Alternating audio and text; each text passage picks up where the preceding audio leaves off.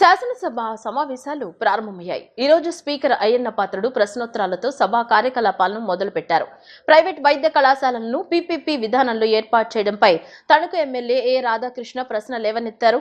YCP హయాంలో 17 వైద్య కళాశాలలు ఏర్పాటు చేస్తున్నట్లు ప్రగల్భాలు పలికారని, చాలా కళాశాలల్లో పునాదులు కూడా పూర్తి కాలేదని ఆరోపించారు. గత ప్రభుత్వ కళాశాలల్లో సెల్ఫ్ ఫైనాన్స్ విధానంలో సీట్లు అమ్మే పద్ధతిని తెచ్చిందని, 10 కళాశాలలను ఆరంభించి మధ్యలో వదిలేశారని విమర్శించారు. గత ప్రభుత్వం వైద్య కళాశాలల నిధులను దారి మళ్లించిందని ఎమ్మెల్యే ఆరోపించారు. కాంట్రాక్టర్లకు బిల్లులు చెల్లించకుండా బకాయిలు పెట్టిందని ఆయన అన్నారు. కూటమి ప్రభుత్వం ఆ కళాశాలను పీపీపీ విధానంలో త్వరగా పూర్తి చేయాలని సంకల్పించడం శుభ పరిణామమని పేర్కొన్నారు. పీపీపీలో కళాశాల నిర్మాణం ఎప్పుడు ప్రారంభమవుతుంది, ఎప్పుడు పూర్తవుతుందో చెప్పండి. వైసీపీ పెట్టిన సెల్ఫ్ ఫైనాన్స్ సీట్లను ఏం చేస్తారని ప్రశ్నించారు.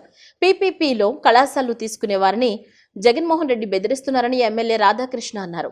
దీనిపై వైద్య ఆరోగ్య శాఖ మంత్రి సతీకుమార్ సమాధానమిచ్చారు. 17 కళాశాలల్లో 11 నాబార్డ్ కింద, 3 కేంద్ర ప్రభుత్వం, 3 శాసకీ కింద మంజూరయ్యాయని తెలిపారు. మొత్తం వ్యయం 8,480 కోట్లని అన్నారు. జగన్ హయాంలో కేవలం 1,500 కోట్లు మాత్రమే ఖర్చు చేశారని, అందులో పులివెందుల కళాశాలకే దాదాపు 500 కోట్లు ఖర్చు చేశారని తెలిపారు. కూటమి ప్రభుత్వం వచ్చాక 900 కోట్లు ఖర్చు చేసి పనులు చేపట్టిందని మంత్రి వివరించారు. కళాశాలలు నిర్మించామని వైసీపీ అసత్యాలు చెబుతోందని మంత్రి విమర్శించారు. పార్వతీపురంలో భూసేకరణ కూడా చేపట్టలేదని అన్నారు. 10 కళాశాలను పీపీపీ విధానంలో నిర్మించేందుకు చర్యలు తీసుకుంటున్నామని, 2 దశల్లో నిర్మాణం చేపడుతున్నామని తెలిపారు. వైసీపీ అరాచక పాలన కారణంగా సీట్ల సంఖ్య 11కి పడిపోయిందని, అయినా బెదిరింపులు ఆపడం లేదని విమర్శించారు. జగన్ ప్రైవేట్ కళాశాలల మాదిరిగా ప్రభుత్వ కళాశాలల్లో సీట్లు ఇచ్చారన్నారు.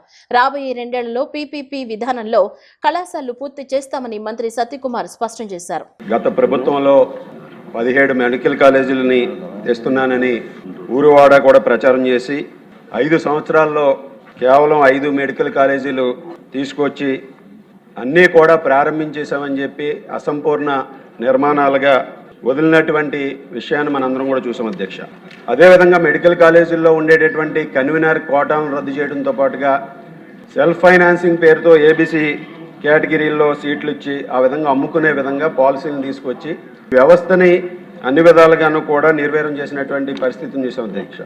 అటువంటి పరిస్థితి నుంచి మన కూటమి ప్రభుత్వం ఏర్పడిన తర్వాత గౌరవ ముఖ్యమంత్రి నారా చంద్రబాబు నాయుడు గారు దేశంలో అమలవుతున్నటువంటి పీపీపీ మోడల్ని అధ్యయనం చేసి వివిధ రాష్ట్రాల్లో ఏ విధంగా ప్రైవేటు పబ్లిక్ పార్ట్నర్షిప్తో ఈరోజు నిర్వహిస్తున్నటువంటి అంశాలను పరిగణలోకి తీసుకుని గత ప్రభుత్వం ఏదైతే ఆర్భాటంగా ఆరంభించి మధ్యలోనే వదిలేసినటువంటి మెడికల్ కాలేజీలని పీపీపీ మోడ్లో తీసుకురావడం చాలా అభినందనీయం అధ్యక్ష.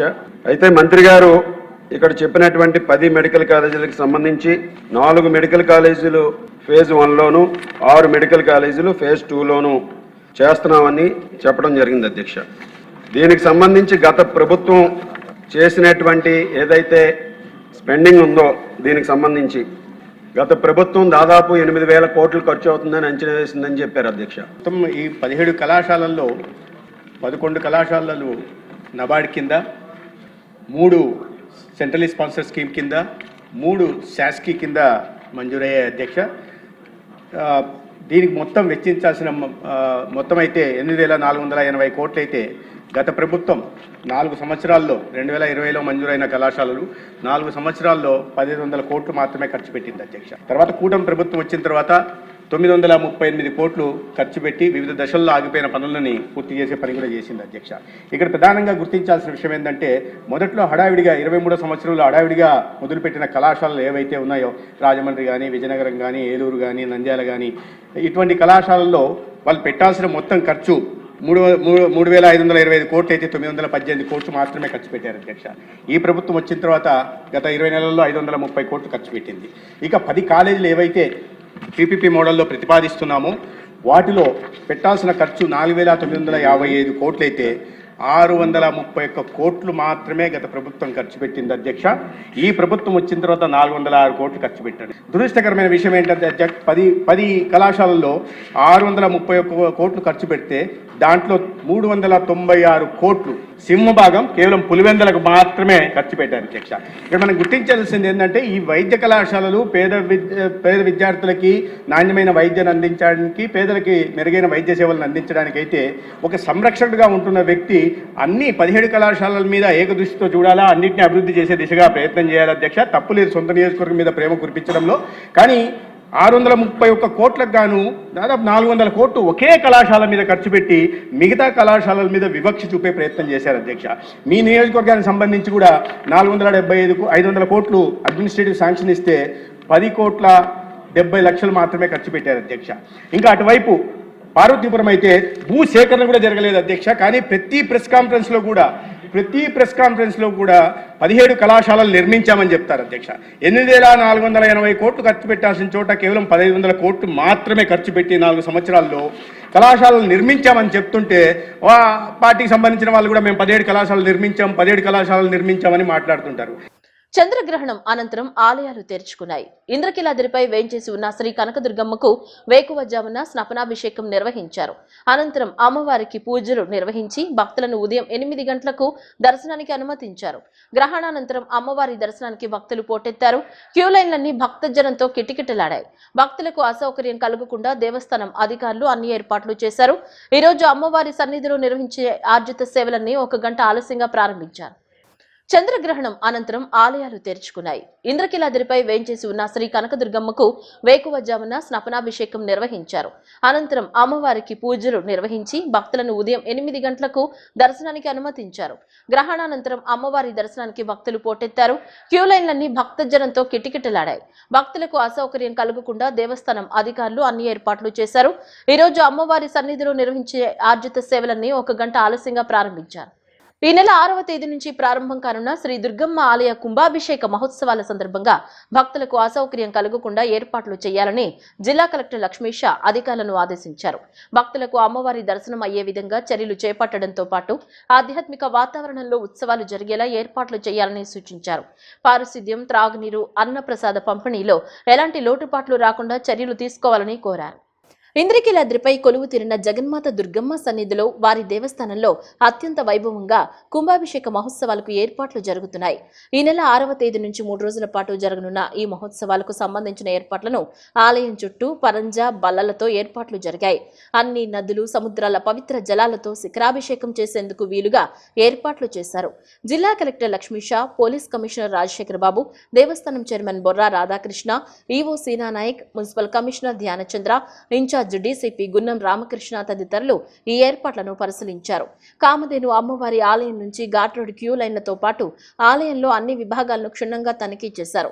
అనంతరం కలెక్టర్ లక్ష్మీషా మాట్లాడుతూ కుంభాభిషేక మహోత్సవాల సందర్భంగా భక్తులు పెద్ద సంఖ్యలో తరలివచ్చే అవకాశం ఉందన్నారు. వారికి ఎలాంటి అసౌకర్యం కలగకుండా పటిష్టమైన చర్యలు తీసుకోవాలని కోరారు.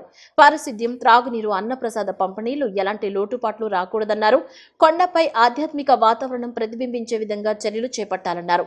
సిపి రాజశేఖర్ బాబు మాట్లాడుతూ సీసీ కెమెరాల ద్వారా నిఘా ఏర్పాటు చేయాలని, ట్రాఫిక్ క్రమబద్ధీకరించాలని, క్యూలైన్లలో తొక్కిస్లాటుకు ఆస్కారం లేకుండా బందోబస్తు ఏర్పాట్లు చేస్తున్నట్లు తెలిపారు. దేవస్థానం ఈవో సీనా నాయక్, బొర్రా రాధాకృష్ణ మాట్లాడుతూ ఎండ తీవ్రత దృష్ట్యా భక్తులకు ఇబ్బందులు లేకుండా చలువ పందిళ్లు వేయిస్తున్నట్లు చెప్పారు. త్రాగునీటి సౌకర్యం నిరంతరం అందుబాటులో ఉండేలా చర్యలు చేపట్టామన్నారు. భక్తులకు ప్రశాంతంగా దర్శనం జరిగేలా అన్ని చర్యలు తీసుకుంటున్నట్లు వివరించారు. కుంభాభిషేక మహోత్సవానికి అవసరమైన అన్ని ఏర్పాట్లు సక్రమంగానే జరుగుతున్నాయని వారు తెలిపారు. 6, 7, 8వ తారీఖున అమ్మవారి ఆలయంలో మహాకుంభాభిషేకం ఉంటుంది. దానికి కావాల్సిన అన్ని ఏర్పాట్లు ఇప్పుడే సిపి గారు, అలాగే ఈవో గారు, చైర్పర్సన్ గారు, అలాగే కమిషనర్ అందరితో కలిసి పర్యవేక్షించడం జరిగింది. దీనికి ఆనరబుల్ చీఫ్ మినిస్టర్ గారు, డిప్యూటీ చీఫ్ మినిస్టర్ గారు, మరింత పెద్దలందరూ వచ్చే అవకాశం ఉంది కాబట్టి, అలాగే భక్తులు కూడా ఆ టైంలో ఎక్కువ మంది ఫుడ్ ఫాలో అయ్యే అవకాశం ఉంది కాబట్టి ఎక్కడ కూడా వచ్చే భక్తులకి ఇబ్బంది కలగకుండా, అలాగే వచ్చే వీఐపీలకి, అట్లాగే ఇది 12 సంవత్సరాల తర్వాత వస్తున్న ఒక సెలబ్రేషన్ కాబట్టి ఆ డివినిటీ కూడా ఎక్కడ ఇబ్బంది కలగకుండా అన్ని రకాలుగా ఏర్పాటు చేయడానికి మనం ప్లాన్ చేసుకున్నాము. అదే ప్రకారంగా ఏర్పాటు ఇప్పటికీ అన్ని ఫైనల్ స్టేజ్కి వచ్చి ఉన్నాయి. అక్కడ స్ట్రక్చర్ అయితేనేంటి, అలాగే వచ్చి వెళ్ళే భక్తాదులకి ఫెసిలిటీస్ అయితేనేంటి, ఇవన్నీ దాని గురించి ఆరా తీయడం జరిగింది. అన్నీ on the as per the expectation ఈ ప్రిపరేషన్ జరిగి ఉంది. వచ్చే భక్తులకి మీ ద్వారా, మీడియా మిత్రుల ద్వారా విన్నపం ఏంటంటే, అమ్మవారికి మీరు దర్శనకు వస్తున్నప్పుడు భక్తిభావంతో వస్తారు కాబట్టి అదే భక్తిభావంతో అమ్మవారిని చూసుకొని మీరు సేఫ్గా ఇంటికి వెళ్ళాలని చాలా కొన్ని ఇక్కడ మార్పులు చేర్పులు తీసుకొస్తున్నాము. క్యూ లైన్స్ ఏంటంటే, అలాగే డైరెక్షన్స్, అలాగే వచ్చి వెళ్ళడానికి వస్తున్నప్పుడు హోల్డింగ్ ఏరియాసు, అలాగే పార్కింగ్ ఏరియాసు, అలాగే చెప్పల స్టాండ్స్, ఇవన్నీ కూడా పెట్టేసి చాలా జాగ్రత్తగా ఏర్పాటు చేసాము. అవన్నీ వాడుకోండి. ఎప్పుడు వస్తున్నాము, పర్వాలేదులే అనే టైప్ కాకుండా దయచేసి మీరు కొంచెం డిసిప్లిన్గా వచ్చి అమ్మవారిని భక్తిభావంతో చూసుకొని వెళ్ళాలని కోరుకుంటున్నాను. మహాకుంభాభిషేకము పైన కలసం వరకు వెళ్ళాల్సిన అవసరం ఉంది కాబట్టి ఈరోజు స్ట్రెంత్ తర్వాత డిజైన్ ఆర్కిటెక్చర్ అంతా కూడా ఈరోజు పరిశీలన చేయడం జరిగింది. ఎందుకంటే గౌరవ ముఖ్యమంత్రి వర్యులు వారు గోపురం మీద కలసానికి వారు మహాకుంభాభిషేకం చేస్తారు కాబట్టి అన్ని భద్రతా ఏర్పాట్లు చూడడం జరిగింది. అదేవిధంగా ఈ 3 రోజులు లక్షల్లో భక్తులు వస్తారు కాబట్టి 2012 సంవత్సరం చూస్తే భక్తులు ఎంత వచ్చారనే దాని మీద అంచనా వేసుకొని ఇప్పుడు ఎంత వస్తారు అని ఒక అంచనాకు వస్తున్నాము. దాదాపు 1,00,000 నుంచి 1,50,000 వరకు ఈ 3 రోజులు వచ్చే అవకాశం ఉంది కాబట్టి భద్రతా ఏర్పాట్లు తదనుగుణంగా చేస్తున్నాము. ముఖ్యంగా గౌరవ జిల్లా కలెక్టర్ గారు చెప్పినట్టు సాంకేతికతను ఒకసారి ఉపయోగించడం, ఈసారి విఐపీస్ అనేది లేకుండా విఐపి దర్శనం అనేది ప్రత్యేకంగా లేకుండా ఏర్పాటు చేయమని ఈవో గారిని కోరడం అయింది. అదేవిధంగా ఈసారి మహామండపం ఏదైతే ఉందో ఆ మహామండపము అందులో ఉన్న హోల్డింగ్ ఏరియాస్ కూడా ఈసారి ఉపయోగించుకోవాలని చెప్పేసి నిర్ణయం తీసుకోవడం జరిగింది. కుంభాభిషేకం 2026 దీనికి సంబంధించి గౌరవ మంత్రివర్యులు అదేవిధంగా కమిషనర్ గారు సెక్రటరీ గారితో మీటింగ్ అయిన తర్వాత మనకు స్థానికంగా ఉండే శాసనసభ్యులు వారు పార్లమెంట్ మెంబర్ వారితో కూడా దీని గురించి చర్చించడం జరిగింది. వారు కూడా మొత్తం ఈ కుంభాభిషేకం అనేది ఒక ప్రత్యేకత కాబట్టి ప్రిస్టేజియస్గా తీసుకొని ఇంద్రకీలాద్రి అమ్మవారికి సంబంధించిన ఏ కార్యక్రమం కూడా దిగ్విజయం కావడానికి ముఖ్యంగా మనకు మూలస్తంభన గౌరవ జిల్లా కలెక్టర్ గారు, కమిషనర్ ఆఫ్ పోలీస్ గారు, అదేవిధంగా మా మున్సిపల్ కమిషనర్ గారు, మా ట్రస్ట్ బోర్డు చైర్మన్ మరియు వారి సభ్యులు అందరి సహకారంతో మరియు మీడియా మిత్రుల సహకారంతో ఏ కార్యక్రమం అయినా కూడా ఇక్కడ విజయవంతం అవ్వడానికి మనం అందరం కూడా కృషి చేయాలని చెప్పేసి ముందుగా మీ అందరికీ కూడా కోరుకుంటూ, ముఖ్యంగా ఈ 3 రోజులు 6, 7, 8 6వ తారీఖు 7వ తారీఖు పరిస్థితుల్ని బట్టి భక్తులందరికీ కూడా ఉచిత దర్శనాలు కల్పించాలని, ఆ రోజు ఉదయం ఒకసారి ఈవినింగ్ ఒకసారి విఐపి దర్శనాలు కల్పించాలని, అదేవిధంగా ఇక్కడ వచ్చే భక్తాదులందరికీ కూడా మంచినీళ్ళు, మజ్జిగ ప్యాకెట్లు, బిస్కెట్స్ వారికి ఎక్కడక్కడ ఇబ్బంది లేకుండా షేడ్ ఏర్పాటు చేయడం కూడా జరుగుతుందని చెప్పేసి తెలియజేస్తున్నాము. ముఖ్యంగా 8వ తారీఖున గౌరవ ముఖ్యమంత్రి వర్యులు అదేవిధంగా మనకు కంచి స్వామి పీఠాధిపతులు కూడా వస్తారు కాబట్టి ఆ రోజుగా ప్రత్యేకమైన జాగ్రత్తలు తీసుకోవాలని చెప్పేసి కలెక్టర్ గారిని మరియు సిపి సార్ని కూడా రిక్వెస్ట్ చేయడం జరిగింది. ఎందుకంటే ముఖ్యమైన వివిఐపీలు అందరూ కూడా మనకు 8వ తారీఖు ఆదివారం కుంభాభిషేకం సందర్భంగా అందరూ కూడా ఆ రోజు 10 గంటల లోపు ఎక్కువ మంది వస్తారు కాబట్టి ఆ రోజు భక్తులకు కూడా ఇబ్బంది లేకుండా అంతరాలయ దర్శనం ఆ రోజు పూర్తిగా మనము బంద్ చేస్తాము. ఆ అంతరాలయ దర్శనం లేకుండా వచ్చే వివిఐపీలకు మాత్రం అభిషేకం చేయించి వారికి దర్శనం కల్పించే విధంగా ప్రయత్నాలు చేస్తున్నాము. ఏది ఏమైనా మినీ దసరాలాగా చేసుకుంటూ ఒకవైపు ఇక్కడ ఉండే పరిస్థితుల్ని దృష్టిలో పెట్టుకొని వచ్చే భక్తాదుల్ని ప్లస్ వివిఐపీలు అందరినీ కూడా సాటిస్ఫై చేయడానికి మేమందరం కూడా కృషి చేస్తామని చెప్పేసి, ఏదైతే మన టెంపుల్ దగ్గర రేపు మన అభిషేకం చేయబోతున్నామో అక్కడ కూడా వెరిఫై చేశారు. ఇప్పుడు ఎలా ఉంది పరిస్థితి ఏంటి, మరి సీఎం గారు వచ్చినప్పుడు అవన్నీ కూడా సిస్టమేటిక్ ఉండాలని వారంతా కూడా వెరిఫై చేశారు. 72 మెట్లు ఉన్నాయి పైకి, అది కూడా వెరిఫై చేశారు. ఇంకా కొన్ని సజెషన్లు ఇచ్చారు మన ఆఫీసర్లు, దాన్ని కూడా మేము వెరిఫై చేస్తాం. ఇంకా కూడా మీకు చూశారు పెయింట్లు ఇట్లా అన్నీ కూడా జరుగుతున్నాయి. ఆహ్లాదకరంగా నెంబర్ 1గా ఉండాలి అనే ఉద్దేశంతో ఇంకా మనకుంది ఈరోజు రేపు 2 రోజులే పనిచేస్తానికి. దాని మీద ఫుల్గా మేము వర్క్ చేస్తున్నాం. ఎటువంటి భక్తులకి ఏ ఇబ్బంది లేకుండా ఎంతమంది భక్తులు వచ్చినా 1,00,000 నుంచి 1,50,000 ఎస్టిమేట్ చేస్తున్నాం. దానికి అనుగుణంగా ఏర్పాట్లు చేయమని మన కలెక్టర్ గారు ఆర్డర్ చెప్పారు. వాటర్ కానీ, బిస్కెట్స్ కానీ, పాలు కానీ, మజ్జిగ కానీ కూడా చిన్నపిల్లలు వచ్చినా కూడా చాలా జాగ్రత్తగా మీరు లోగడ జరిగిన మన దసరా ఉత్సవాల్లో, భవానీ ఉత్సవాల్లో మళ్ళీ కేర్ తీసుకుంటాం. అందరితో అన్ని వర్గాల సిబ్బందితో, మా దేవాలయ సిబ్బందితో పాటు మన ఆఫీసర్లతో పాటు పోలీస్ సిబ్బంది, రెవెన్యూ అందరిని కలుపుకొని గ్రాండ్ సక్సెస్ చేద్దాం. మీరు కూడా కోఆపరేట్ చేయాలి డెఫినెట్గా. ఈవో గారు చెప్పారు పూజలు అనేది ఈ రోజు కాడి నుంచి ఆపాం, ఎందుకంటే బిజీగా ఉంది టెంపుల్ అంతా కూడా, మరి సిబ్బంది అంతా కూడా బిజీగా ఉంటారని. అలాగే దర్శనాలు అనేది కూడా ఆ పరిస్థితిని బట్టి వివిఐపీస్కి అనేది ఆ వచ్చిన పరిస్థితులను బట్టి ఆ 2 రోజులు ఉంటాయి. ఆ 3వ రోజు మాత్రం ఆ ఉదయం నుంచి 12 దాకా అంతరాలయం ఉండదు. ఎందుకంటే పైన కార్యక్రమం జరుగుతూ ఉంటుంది. జరిగేటప్పుడు కింద ఏమీ ఎలా చేయకూడదు లోనికి. ఆ నిమిత్తం మనం స్వామీజీ వస్తారు, మనకి 3 రోజులు ఉంటానని చెప్పారు ఆయన. కంచి స్వామీజీ, కంచి పీఠాధిపతి సరస్వతి స్వామి, మరి ఆయన ఆధ్వర్యంలో ఆయన యొక్క దీనిలో అంతా కూడా జరుగుతుంది. నిన్న మీరు చూసారా, మేమంతా కూడా ముఖ్యమంత్రి వారికి అలాగే లోకేష్ బాబు గారికి మేము తీసుకెళ్ళి మా ఆహ్వానం ఇవ్వడం జరిగింది. అలాగే ఈరోజు కూడా కొంతమంది డిప్యూటీ సీఎం గారికి ఇంకా కొంతమంది మంత్రులకు ఇవ్వాలి. ఆ కార్యక్రమం కూడా మా ముందు ఉంది. ఇవన్నీ చూసుకుంటాం, సిబ్బంది అంతా చూసుకుంటుంది. మీరు కూడా కోఆపరేట్ చేయాలని కోరుకుంటున్నాం. శాసన మండలిలో అమరావతి ఔటర్ రింగ్ రోడ్డు భూసేకరణ అంశంపై R&B శాఖ మంత్రి బీసీ జనార్దన్ రెడ్డి వివరణ ఇచ్చారు. ఎమ్మెల్సీ డాక్టర్ మొండితోక అరుణ్ కుమార్ అడిగిన ప్రశ్నకు సమాధానంగా మంత్రి మాట్లాడారు. అమరావతి ఔటర్ రింగ్ రోడ్ నిర్మాణం, యాజమాన్యం మరియు నిర్వహణ కోసం ఎన్టీఆర్ జిల్లాలో భూసేకరణకు ఈ ఏడాది జనవరి 5న కేంద్ర ప్రభుత్వం గెజిట్ నోటిఫికేషన్ జారీ చేసిందని తెలిపారు. గెజిట్ ప్రకారం కంచికచర్ల, వీరులపాడు, గడ్డమానుగు, కొండూరు, మైలవరం మండలాల్లో సుమారు 1416 హెక్టార్ల భూమిని ఈ ప్రాజెక్టుకు ప్రతిపాదించినట్లు వెల్లడించారు. 2013 భూసేకరణ చట్టం ప్రకారం ఎన్టీఆర్ జిల్లా జాయింట్ కలెక్టర్ నిర్ణయించిన ప్రకారం రైతులకు పరిహారం చెల్లిస్తామని స్పష్టం చేశారు. జాతీయ రహదారుల భూసేకరణలో ముందుగా 3D ప్రక్రియ నిర్వహిస్తారని, ప్రస్తుతం అది పూర్తి కాలేదని తెలిపారు. 3D ప్రక్రియ పూర్తయ్యాక సభ్యుల సూచనల్ని పరిగణలోకి తీసుకుంటామని మంత్రి పేర్కొన్నారు. మొదటి ప్రశ్నకు అవునండి. అమరావతి రాజధాని నగర్ ఔటర్ రింగ్ రోడ్డు నిర్మాణము, యాజమాన్యము మరియు నిర్వహణ కార్యకలాపాల కోసము ఎన్టీఆర్ జిల్లాలో భూములను సేకరించాలనే కేంద్ర ప్రభుత్వం ఉద్దేశాన్ని ప్రకటిస్తూ 1956 జాతీయ రహదారుల చట్టంలోని 3A విభాగం కింద 5/1/2026 తేదీన Bharat gazette number 47 SO 48E ప్రకటన ప్రచురించడమైనది. బి ప్రశ్నకు సమాధానం 5/1/26 తేదీ గల 3A ప్రకటన ప్రకారం ఎన్టీఆర్ జిల్లాలో కంచికల్లచెర్ల, వీరులపాడు, గడ్డమానుగు, కొండూరు మరియు మైలవరం మండలాల్లో సుమారు 1416 హెక్టార్ల భూమిని ఈ ప్రాజెక్టు కోసం ప్రతిపాదించడం జరిగింది. అయితే సేకరించనున్న భూమి యొక్క ఖచ్చితమైన విస్తీర్ణము తదుపరి 3D ప్రకటన ప్రకారం ఉంటుంది. సి ప్రశ్నకు సమాధానం 2013 భూసేకరణ పరిహారము మరియు పునరావాసానికి పారదర్శకమైన మరియు న్యాయమైన పరిహార హక్కు చట్ట ప్రకారము సమర్థ అధికార యంత్రాంగము భూసేకరణ మరియు ఎన్టీఆర్ జిల్లా జాయింట్ కలెక్టర్ ద్వారా నిర్ణయించిన విధంగా చెల్లింపులు అవుతుంది. డి ప్రశ్నకు సమాధానం ఈ ప్రశ్న ఉత్పన్నం కాదు. అధ్యక్ష, ఏదైనా కానీ కూడా నేషనల్ హైవేల రోడ్లు తీసుకునేటప్పుడు ఫస్ట్ 3D చేస్తారు అధ్యక్ష. 3D ఇంకా కంప్లీట్ కాలేదు కాబట్టి ఎక్కడ ఏ రైతులకు పోతుంది, ఎంత రైతులు అనేది కూడా కంప్లీట్గా 3D జరిగిన తర్వాతనే అవన్నీ కూడా మా దృష్టికి వస్తాయి. 3D ఇంకా జరుగుతూ ఉంది, 3D కంప్లీట్ కాలేదు.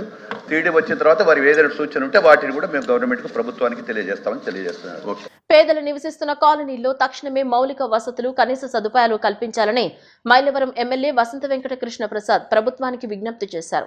ఇది రాష్ట్ర వ్యాప్తంగా ఉన్న సమస్య కాబట్టి ప్రభుత్వం దీనిపై ప్రత్యేకంగా దృష్టి సారించాలని కోరారు.